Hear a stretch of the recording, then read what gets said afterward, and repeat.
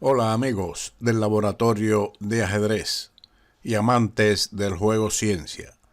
Traemos hoy un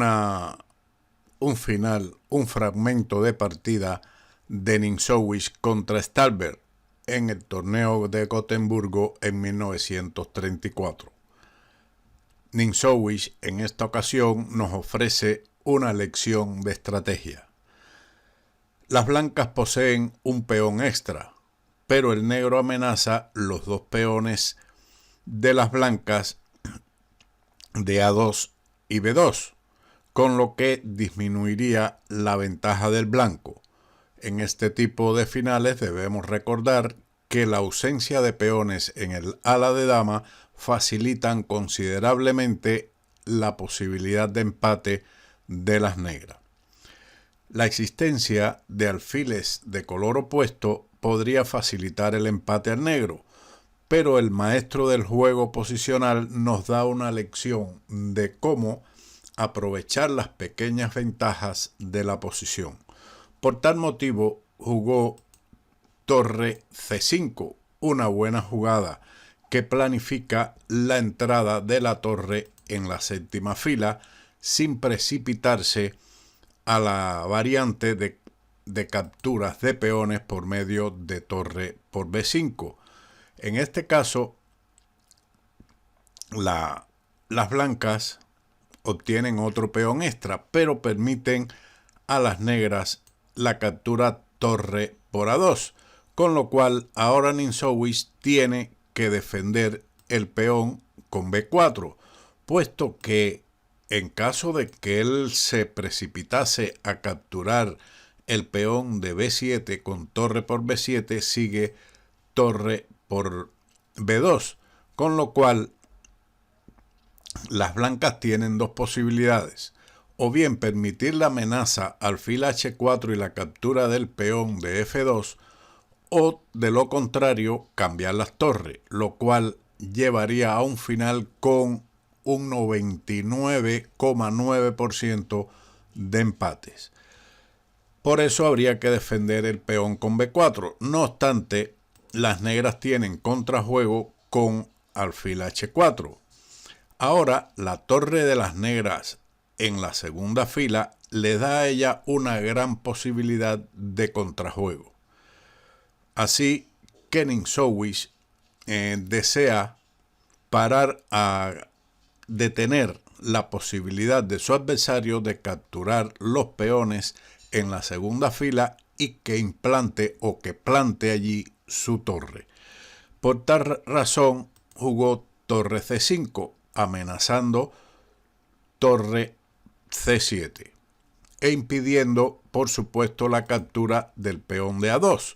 Ahora el negro jugó, Stallberg en este caso, rey F8 para llevar su rey al centro del tablero, ya que si las negras juegan en este momento torre por A2, llevaría a un jaque mate en dos movimientos. Después de torre C8 jaque, las negras aquí tendrían obligatoriamente que entregar su alfil, pero no obstante a ello recibe mate con torre por D8.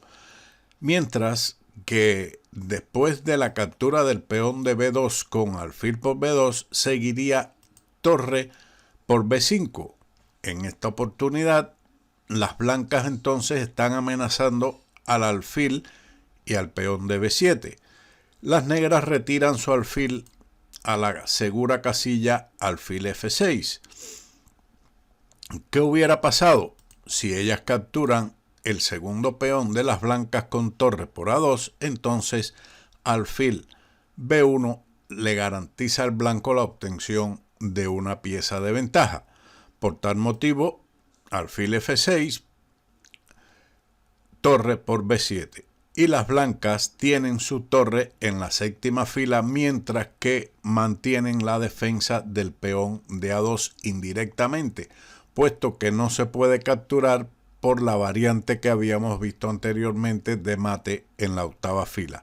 Posteriormente, el blanco jugará alfil D5 atacando el peón de F7 al tiempo que defiende su peón de A2.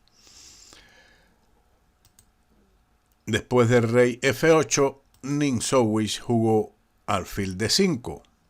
Igualmente está negando a su contrario la posibilidad de entrar con la torre en la segunda fila, al mismo tiempo que el alfil se ubica en una posición muy agresiva apuntando sobre el peón de F7. El negro defiende su peón de B4 y Ninsowish lleva su torre a C7. Al final, la torre de las blancas alcanza la séptima fila, mientras que la torre negra permanece pasiva en A8. Siguió alfil por B2, torre por F7 jaque, rey E8, torre por B7. Ahora se está atacando el peón de B4 y el peón de A2 sigue defendido por el alfil de D5. Las negras defienden su peón de B4, pero piense aquí que jugaría usted en este momento.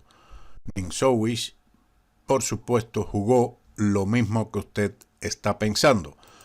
Torre por G7, un ataque a la descubierta a la torre de A8, con lo cual se gana un tercer peón. Las negras capturaron alfil por G7, alfil por A8, y en este momento Starbird abandonó. A pesar de las posibilidades de empate por la presencia de alfiles de distinto color, en este caso la cantidad de peones, 3 peones de ventaja pasados en el centro del tablero, facilitarán al blanco una victoria segura. Ninsowish expresó correctamente que la inversión de un peón siempre es un buen negocio si se alcanza la séptima fila. Él en esta partida, en este fragmento de partida, no abandonó sus peones del ala de dama importantes para alcanzar la victoria, pero también tuvo paciencia de no precipitarse contra los peones B5 y B7, para posteriormente atacar también el peón de F7 e incluso el de G7, que cayó en uno de los últimos movimientos de este interesante encuentro. Recuerden que una torre en séptima es de mucho valor, incluso sacrificando 1 o 2 peones. Hasta hay partidas donde se sacrifica piezas para obtener una torre en dicha séptima fila.